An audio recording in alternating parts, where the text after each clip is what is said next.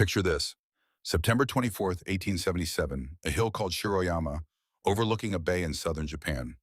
40 men, that's it, 40, are crouched behind rocks waiting for 30,000 soldiers to come up the hill and finish them off. They've already lost. They know it. And their leader, the most famous warrior in the country, is sitting at the mouth of a small cave in the dark, waiting to die. The thing that nobody tells you about this story is that he built the army that came to kill him. And by the end of this video, you're going to understand why that single detail changes everything. Most people know this story as a simple one. Noble samurai, swords versus rifles, tradition crushed by progress. And that version isn't wrong exactly, it's just missing about half the picture. The real story of Saigō Takamori and the Battle of Shiroyama is messier, stranger, and honestly more interesting than anything Hollywood cooked up. We're going to go through it piece by piece, and I'll tell you right now, the last thing I'm going to share is the detail that almost nobody knows, and it completely reframes who this man actually was. Let's start with the part that should immediately make you suspicious of the simple version. Saigō Takamori played a key role in the Meiji Restoration, which overthrew the Tokugawa shogunate in 1868. He didn't just fight in that war. 9 years before Shiroyama, he commanded the Imperial army that overthrew the Tokugawa shogunate and installed the Meiji emperor. 4 years before the rebellion, he had been the senior military figure in the Meiji government, commander of the Imperial Guard, counselor of state, the most visible public man in Japan. So when people frame this as old Japan versus new Japan, they're leaving out the fact that Saigō was one of the architects of New Japan. He didn't resist modernization from the start. He engineered the change, then died fighting the system he'd helped build. That's not a warrior out of time. That's a man who felt betrayed by the thing he created. He later became disillusioned with the direction of the new regime and led the Satsuma rebellion against it in 1811, in which he was killed. And here's where the second myth falls apart. Everyone pictures this rebellion as a bunch of sword-waving samurai refusing to touch a rifle. That's not what happened. Saigō defended his position with limited support from Snyder-Enfield breechloaders and artillery, but had a critical lack of ammunition for both. They had rifles. They had cannons. The rebellion started with tens of thousands of men and real military hardware. The swords only charge that everyone pictures, that only happened at the very end, and only because they had nothing left to shoot. They didn't reject guns on principle. They ran out of bullets. And what they did when the bullets ran out is one of the most desperate, almost industrial things you'll ever hear about a so-called honorable last stand. Saigō had to resort to melting down metal statues to produce bullets and tending to injuries with a carpenter's saw. Think about that for a second. These men were scavenging bronze from local statues, melting it down, and casting it into improvised rounds just to keep firing for a few more hours. Saigō's force was reduced to melting down metal statuettes that local civilians smuggled in and casting the metal into bullets. Medical supplies consisted of one carpenter's saw for amputations and a few rags for bandages. That's not romance. That's industrial desperation. That's a group of men grinding down to their last possible option before the swords came out. Now keep that image in your head because I want to come back to how this all ends.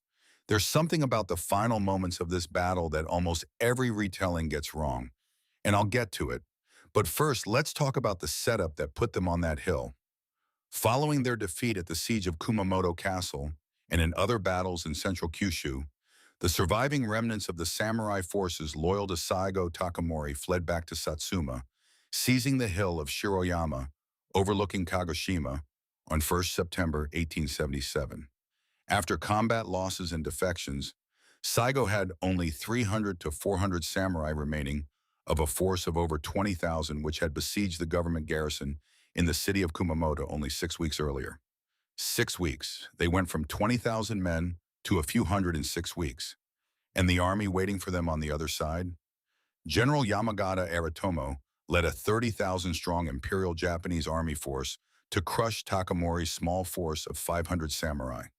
With 30,000 troops, Yamagata, although greatly outnumbering Saigō, bided his time constructing a series of fortifications to encircle Saigō and preempt any chance of a breakout, additionally requisitioning 5 warships to bombard the rebels and reduce their defenses. If a unit retreated with enemy troops in pursuit, the neighboring units were to fire into the area indiscriminately, killing their own men if necessary to prevent Saigō from escaping. Yamagata wasn't taking chances. He'd been outmaneuvered before, and he wasn't going to let it happen again. So he built a cage around that hill and waited.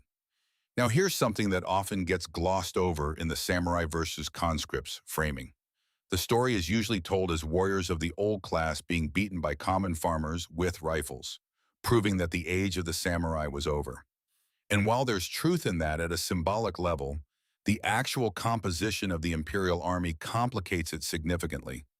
The majority of the soldiers on both sides of this conflict were former samurai, men of the same class, trained in the same traditions, now on opposite sides of a political line.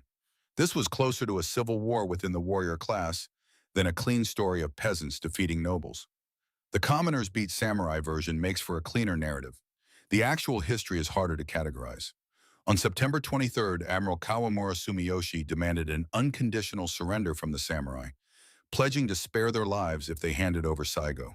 The deadline for response was set at 5 p.m. that day, and in the absence of any communication, Sumiyoshi initiated an attack on the rebel position. Following silence from the camp, he began to attack the position, causing devastation amongst the samurai, who did not expect such a heavy bombardment. After firing a final barrage of artillery lasting the night, Yamagata's men attacked Saigō's position.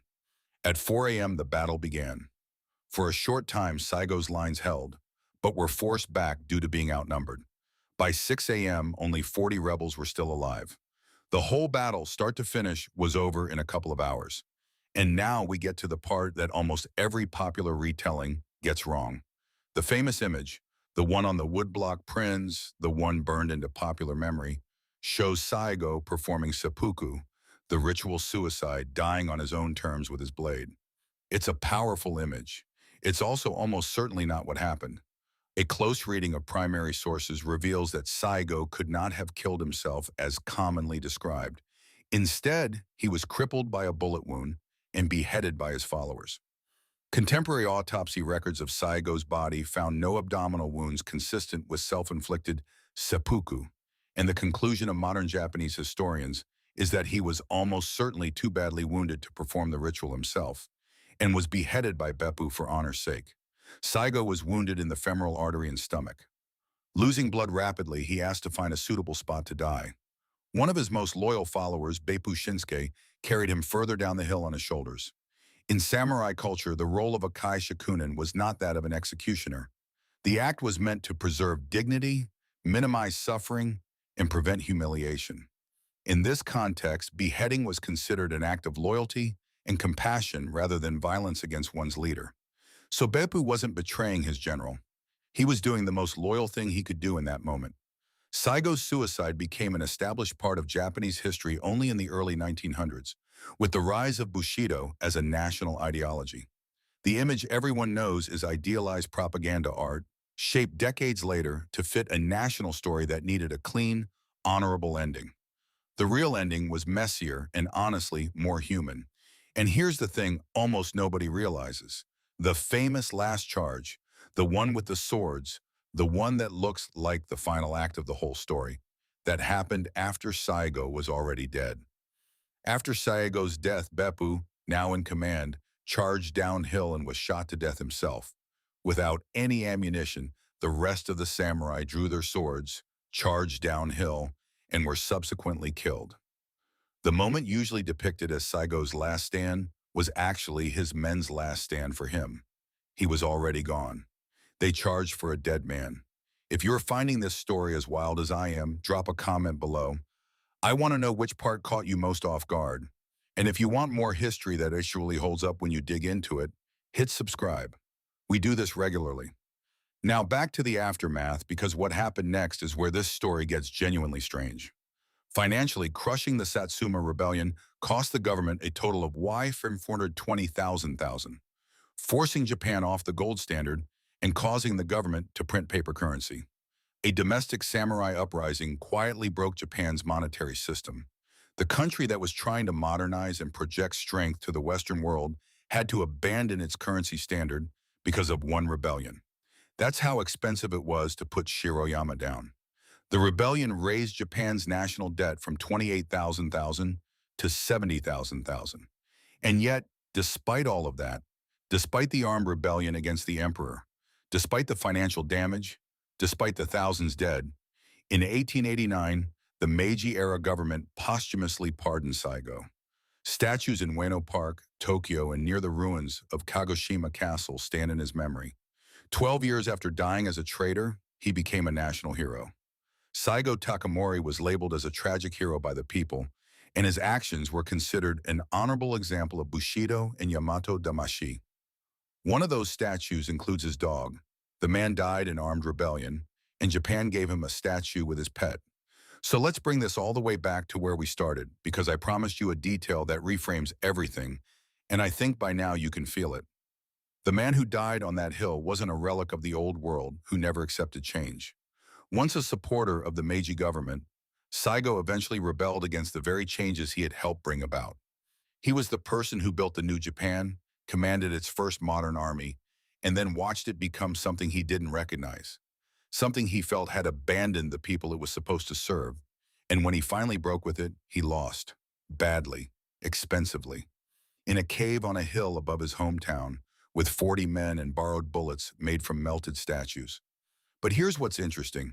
Popular mythology surrounding Saigō flourished even before his death and intensified afterwards. Legends claimed he had not died but had escaped to China or India, or that he had ascended to the heavens and become the planet Mars or a comet. Woodblock prints depicted him in heroic poses, often in full Imperial Army uniform despite his rebel status, or as an enlightened being attaining nirvana, surrounded by grieving commoners and animals, paralleling depictions of the Buddha. The government called him a traitor. The people made him a god. And eventually, the government caught up with the people. That's the real story of the last samurai. Not swords versus guns, not tradition versus progress. A man who made the modern world, couldn't live in it, and became more powerful as a myth than he ever was as a general. If you want to go deeper on the Meiji Restoration and the other figures who shaped that era, some of them even more complicated than Saigō, that video is right here. It's worth your time.